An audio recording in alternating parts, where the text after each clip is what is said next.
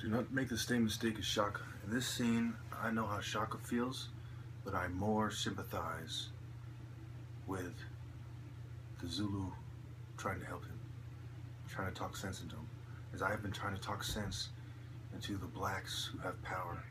I'm trying to talk sense into a lot of people. When the whites and the white Jews offer you their wings, it's because they wish to make you their victim. The words of the Egyptian Shaka, they work with illusion. They have taught us to live in reality.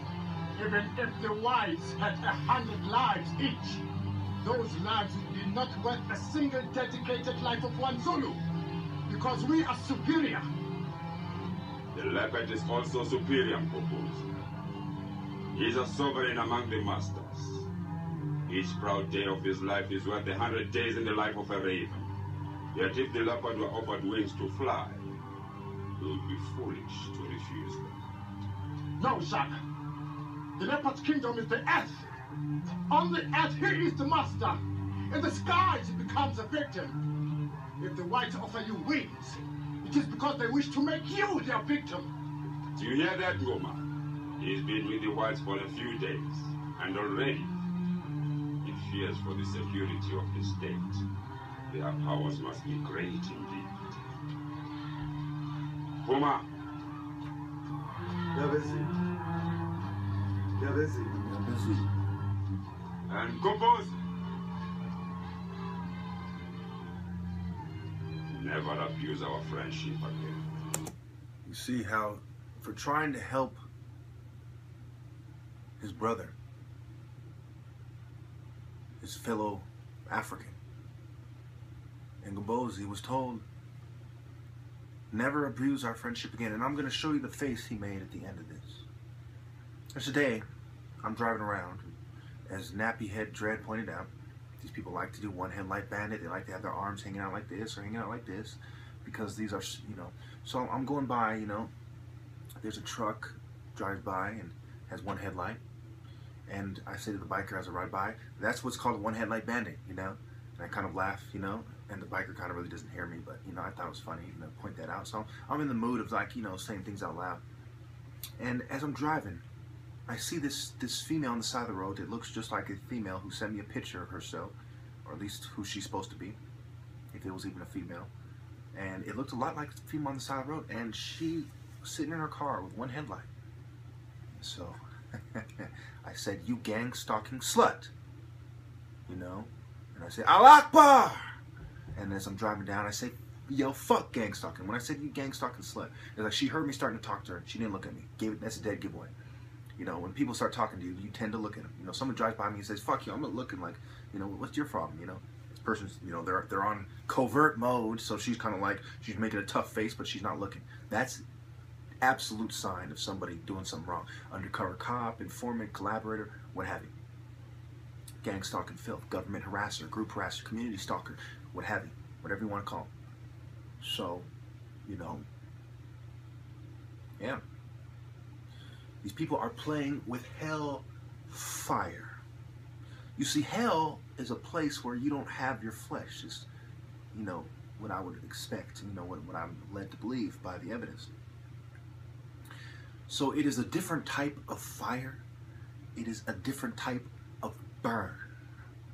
We talk about different third-degree burns, first-degree burns, second-degree burns, freezer burns, and so on. There's different types of burns. These people are playing with the most painful type of burn. And just like in, I believe it was Dante's Paradise, where he said the mind is a place of its own. There's a certain truth to that. Our environment can affect our mood, you know, how our day's going, also our state of mind. But when you are in hell, I doubt that even the most transcendent among us could make heaven out of hell. No. The white man wants to offer me his dark little satanic wings. You know? These pale, manipulative fucking scum who hid in caves and plotted want to offer me their wings. They say choose the wings and the silver, or we will give you the lead. That's what they're saying without saying it. You say, I don't miss anything. You know, if someone flips you off, they're saying fuck you without saying it. They're saying fuck you to me, and they're saying either you take our wings and our silver, or we're going to give you lead. And all these northerners, you know, fucking traitors. All these gang members, traitors. You know? Whatever image in your head you have of gang members going against the grain, no. There's two types of traitors among gang members, and they're quite prevalent. One is the informant. The other is the collaborator. The collaborator is more than an informant. His cause is similar to the people, to the secret societies behind the government. So he collaborates to achieve the same goal. And they get the silver. They get the gold. They get made to look good. As long as you're doing the white man's bidding, you're made to look good. You know? But when you're not,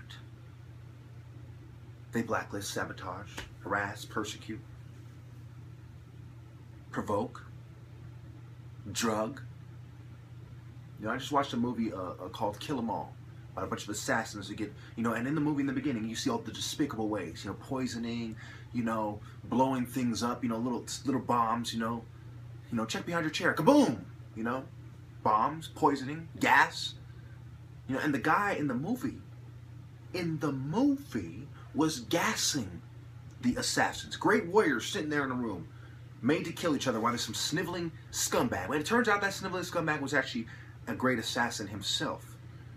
But what he was doing was despicable. So even if they are great warriors, when you're acting in a very honorless fashion, you are a lowly dog. He's like, ha ha ha, you're going to do my bidding, and if you don't, I'm going to gas you. Gas. You know?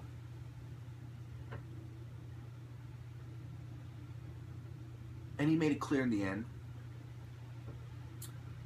that nobody was intended to make it out. And I think we all guessed that. You know, you're not going to put an assassin in a situation and then allow him to leave. The same thing with a great warrior. When the top martial artist who has God on his side, logic and genius, and the utmost martial arts skill on his side, you know, what would happen if you were to allow this person to leave after all these horrible things that they've done, that you've done to him? You know, they don't want to find out the answer to that question. So they intend to get rid of me. Put me at odds with gang members. So when we bump heads, oh, it was some gangster shit, and oh, I don't feel sorry for you kind of bitch shit. You know? And I want you to ask yourself, if you were in my shoes, would you say, well, you know, they're gangsters, they're being made to do, would you, you know, when you're fighting war, do you say, well, these foot soldiers, you know, they're kind of made by their government to do it, they don't really know what they're doing, they're told lies and propaganda? Do you come to that conclusion? Or do you say, they're fucking scum, I'm gonna fucking kill them? And what do you say? What do you say? What am I supposed to say? What about traitors? If your loved ones betrayed you, what do you say? Well, or they're traitors. Your friends, your girlfriends, your ex-girlfriends, what do you say?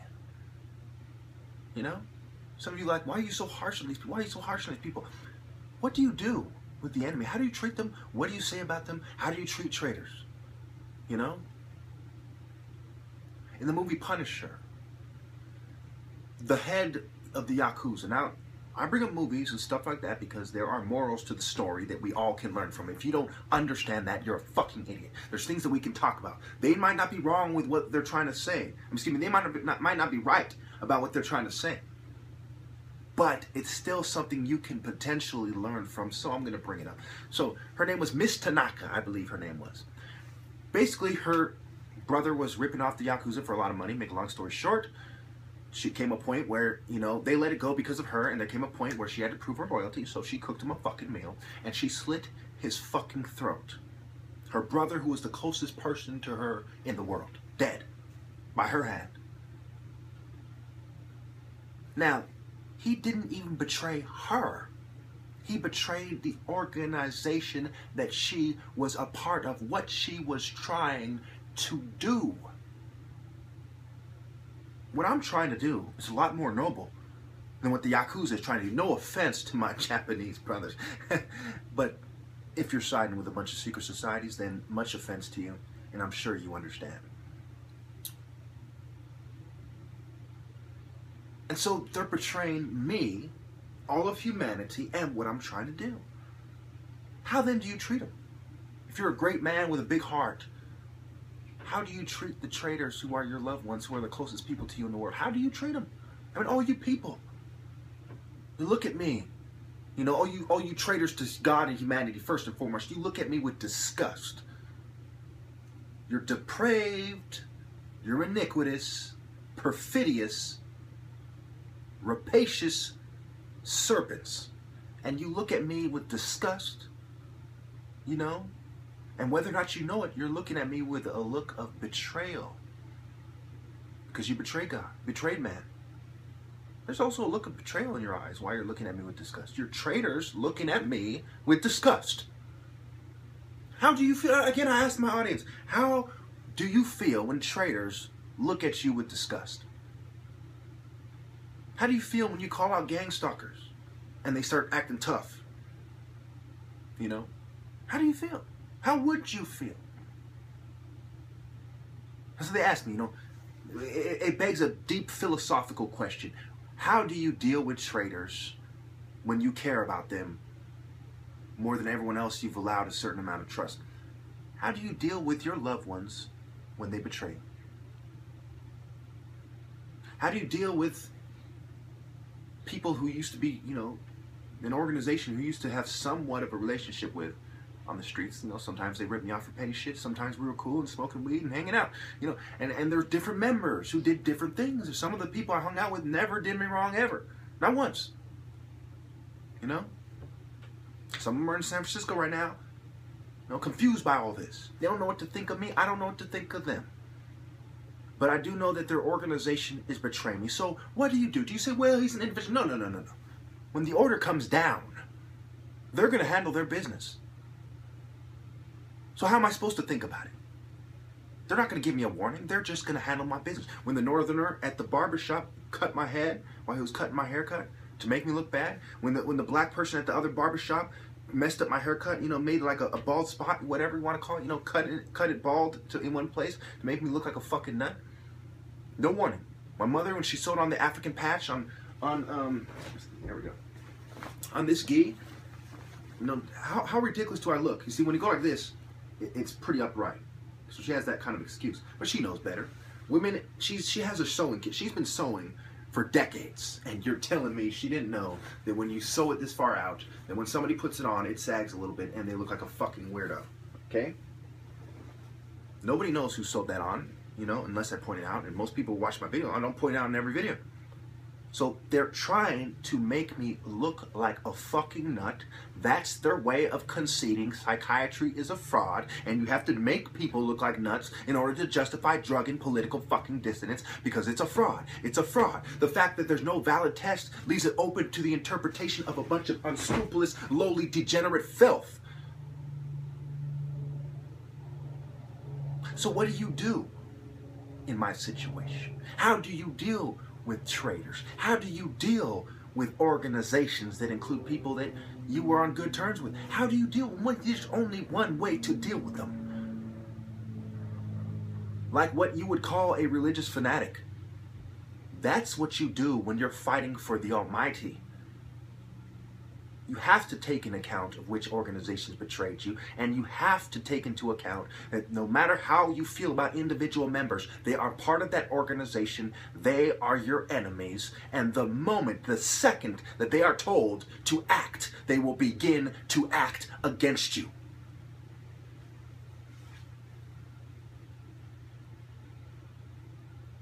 That goes for all organizations. You know, there's some cops that haven't really done me too wrong. Some cops have been polite. And one time I got a ticket and she was like, I appreciate you acting this way. And she was very professional. I was professional. And I still got a ticket, but I had a certain respect for that. Well, I'm almost out of time. The point is, your enemy is your enemy, regardless of how you felt about him before that. Thank you.